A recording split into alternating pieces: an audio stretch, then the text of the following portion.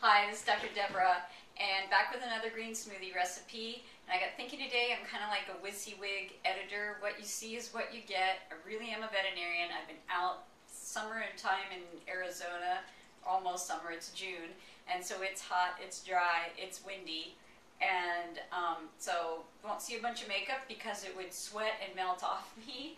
And so I'm just back in, didn't have time to make my smoothie this morning, should have made one last night, but thought this was my day off. And so today's green smoothie, though, it is called the Strawberry Cooler, and I am going to share some cool things about strawberries as get making this smoothie. So I've got 2 cups of whole strawberries, hulls and all, and we'll put those in. I just fill it to the brim because I figure there's a lot of space that is air between the strawberries, so I kind of overflow it.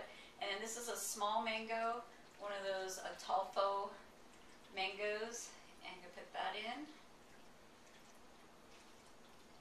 I think. Just scooping out the flesh. I've already cut it along the pit. They have a really thin pit, so you get most of the little mango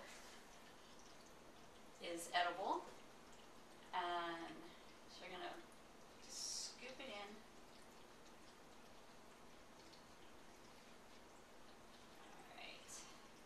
For some reason, this is a good mango year. I've seen lots of mangoes, really cheap prices, so I've been making a lot of mango smoothies.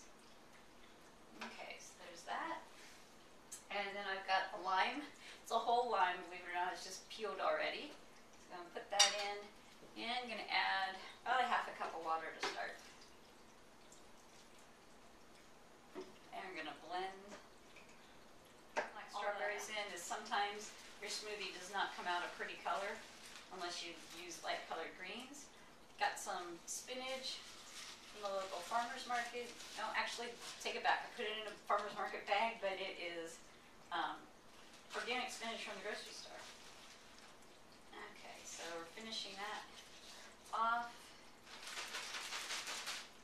About 2 or 3 handfuls of spinach. I have small hands, so 2 large handfuls, 3 small. Put that in. And then this is Kohlrabi Greens that I did get from the farmer's market. So just to have a little bit of variety in the greens. Cut some of that stem off. Kohlrabi Greens are nice. They're not too bitter. So they're kind of a milder one of the greens. Not quite as mild as spinach, but pretty mild. And they keep really well. They're kind of a stiffer green, kind of more cabbage-like, I guess, and so they tend to keep really well. So I'm putting in about 4 of those. You can put in all spinach, do whatever you want with the green. You can see that. I'm not sure if it came on camera, but we just had the flying cat. No extra charge for the flying cat entertainment. All right, so you give that a try, see what that tastes like. That's good. Okay, you could put in a little more mango if you want, a little more strawberries, depending how tart or sweet your strawberries are. That's a really nice mix. So you've got strawberries, mango, and lime. So you have vitamin C levels that are incredible. But I told you I'd tell you something cool about strawberries. And what I just learned about strawberries, I've always heard about the antioxidant properties of strawberries, and that's really cool. Excuse me, I'm just going to pour the rest of the water in there. And but one of the specific things that they've now, scientists, have figured out that it has is ellagic acid. And ellagic acid, what's cool about it, it's not just in strawberries, but there's in most of the berries. But this ellagic acid has really powerful anti-cancer properties. It has preventive properties, and so it actually can prevent cancer. And how it does that is it